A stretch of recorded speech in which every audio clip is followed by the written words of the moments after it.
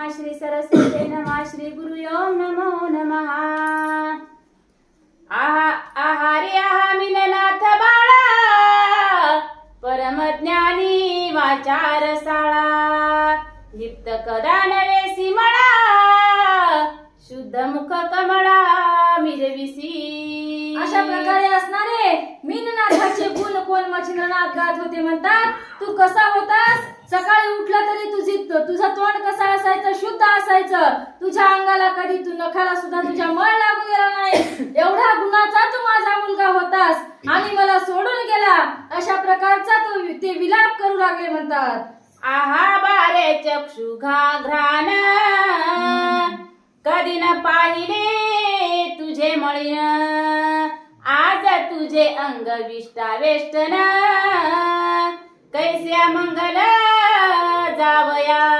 अशा प्रकारे असणारे मच्छिंद्रनाथ बोलत होते।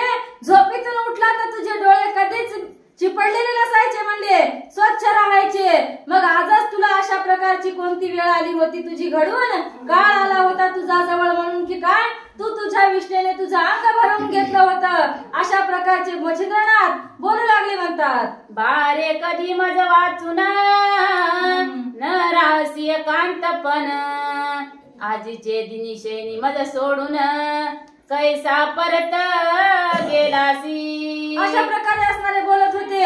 मला सोडून तुझा एक क्षण सुद्धा दूर राहत नव्हता। मला सोडून तुला एक तीळ मात्र सुद्धा करमत नव्हता। मग आता तू एवढा परत्र मला सोडून एकदम निघून गेलास। अशा प्रकारचे मच्छिंद्रनाथ शोक करू लागले म्हणतात। बारे माय तुझी किलो तळा तिचा कधी न पासी लळा आसनी शेनी मज पासोनी बाळा पहिलं झाला नाहीस तू। अशा प्रकारे असणारे सांगत होते की तुझी आई किलोतळा तुझ्या सोबत होती तेव्हा सुद्धा तू तिचा लळा घेतला नाहीस, तिच्या जवळ कधी गेला नाहीस। पण माझ्या आसनी शयनी सारखा जवळ जवळ असायचा आणि आता मला सोडून का गेला? अशा प्रकारचे मच्छिंद्रनाथ म्हणू लागले म्हणतात। तरी ऐस्या सोनी तुझे मनी आजी मज गेलासी सोडोनी आहा एकदा येऊन यवनी मुख दावी मज बाळा। अशा प्रकारे म्हणले आता तू काय मला एकदम सोडून गेलेला आहेस आणि तेही कधी न यायच्या ठिकाणी।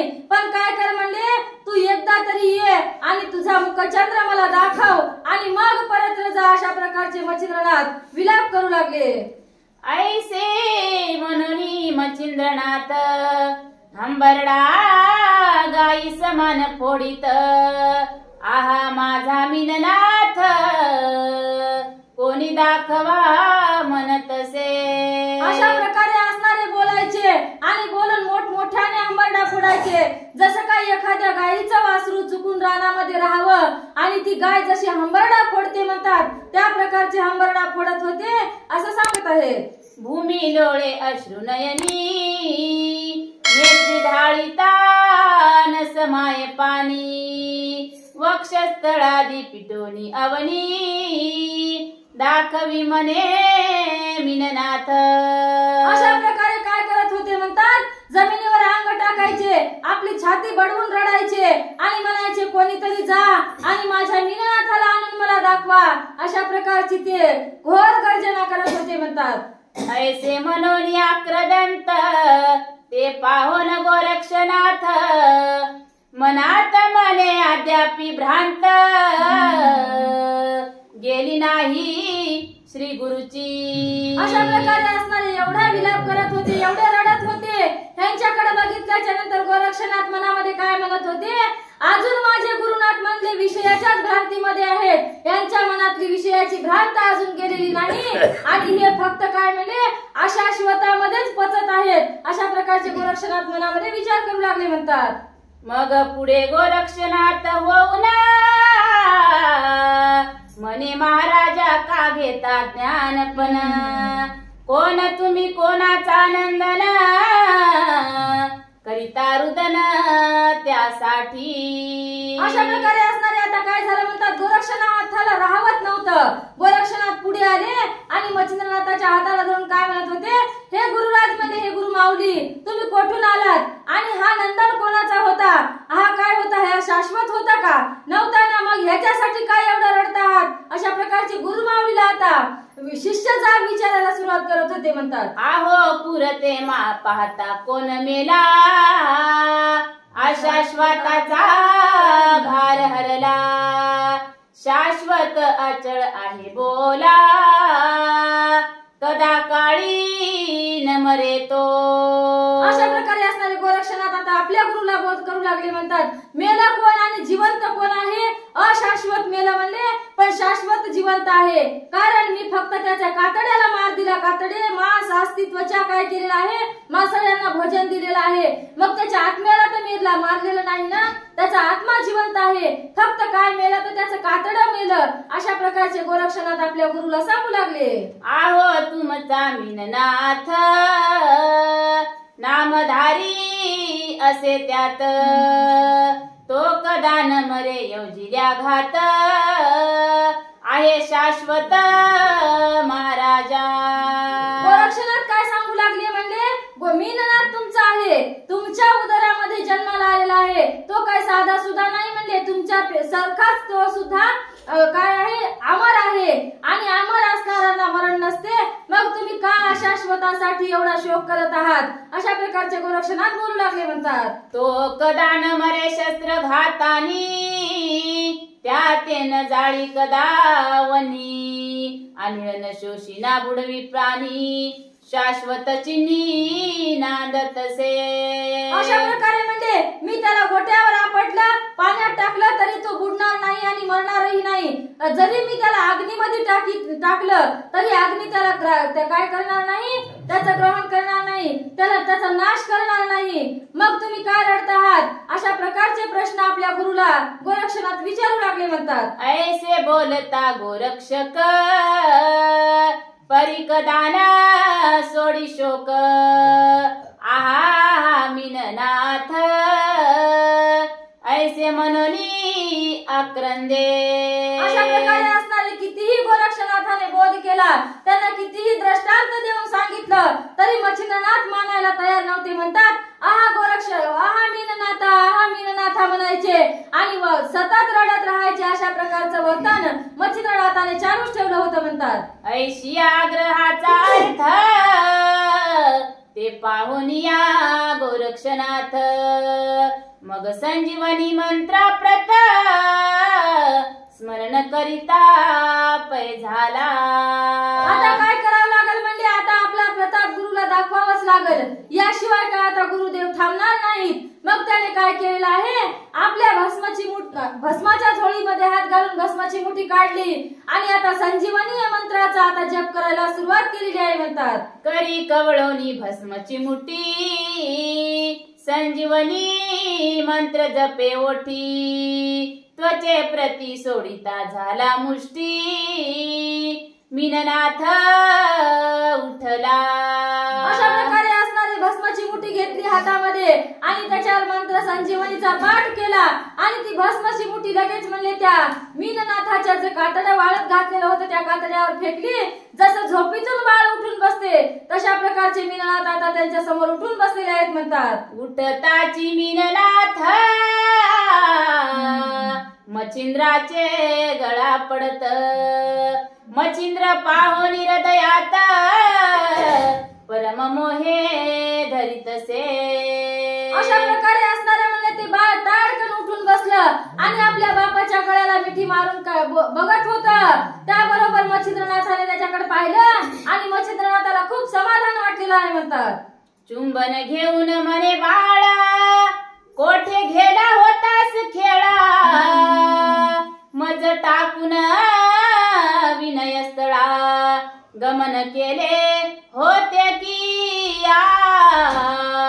अशा प्रकारचे असणारे मच्छिंद्रनाथ म्हणत होते, ए माझ्या तान्या बाळा, हे मीननाथा, मला एवढा वेळ टाकून तू कुठे खेळायला गेला होतास? म्हणजे मी एवढा शोक करत होतो तरी तू मला बोलत नव्हतास, मग आता आलास. अशा प्रकारचे मच्छिंद्रनाथ आपल्या मीननाथाला बोलू लागले. ऐसे मनोनी जैसे तैसे, तोही अस्त पावला दिवस, दुसरे दिनी मीननाथास घेऊन ते चालले. अशा प्रकारे असणारे मीननाथाला धुण्यात आणि उठविण्यामध्ये हा सुद्धा त्यांचा दिवस निघून गेला म्हणतात.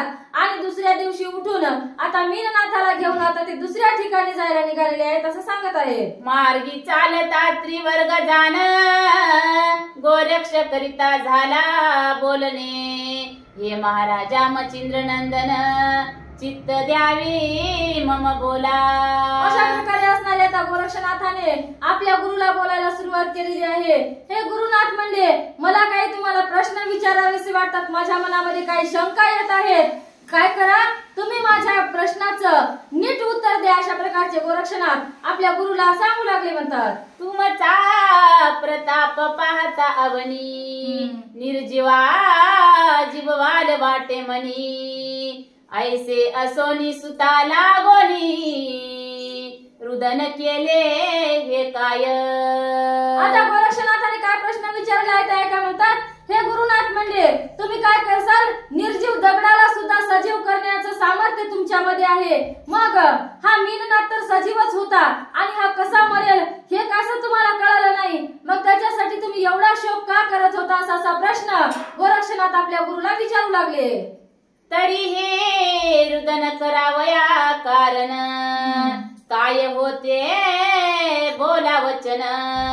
ऐसे मीननाथ सहस्रावधीने, संजीवनीने निर्माल. अशा प्रकारे असणारे गोरक्षनाथ म्हणत होते, एवढं रडण्याचं कारण काय होतं. तुम्ही तुमच्या मंत्र संजीवनीच्या सामर्थ्याने असे किती मीननाथ, हजारो शेकडो मीननाथ तयार करत होता. मग एका मीननाथाच्या जीवासाठी तुम्ही एवढे का रडत होतात गुरुदेव, मला तुम्ही तुमचं उत्तर सांगा असे गोरक्षनाथ विचारू लागले म्हणतात. तरी हे आश्चर्य वाटे मनी, स्वामी पडले शोक रुदनी. की चिंता हरक चिंतामणी, तो चिंते माझी पडियला. अशा प्रकारचे असणारे गोरक्षनाथ बोलू लागले, तुम्ही एवढे का रडत होतात, एवढ्या का दुःखामध्ये विवळत होतात. तुम्ही तर सगळ्यांचे चिंतामणी आहात, मग तुम्ही कसं काय एवढ्या चिंतेमध्ये पडल्या होतात असा प्रश्न आणि असा संशय माझ्या मनामध्ये येत आहे. याचं निरसन गुरुदेव तुम्ही करावं असा गुरुला प्रश्न गोरक्षनाथ विचारू लागले म्हणतात. ऐसे ऐकोनी मचिंद्रनाथ, मने तुवा मारिले किमर्थ. येरु मने मोह भावार्थ,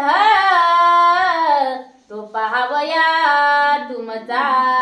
अशा प्रकारे असताना मचिंद्रनाथाने बोलायला सुरुवात केली. मी रडत होतो, मग तू कशासाठी मीननाथाला मारलेला आहेस.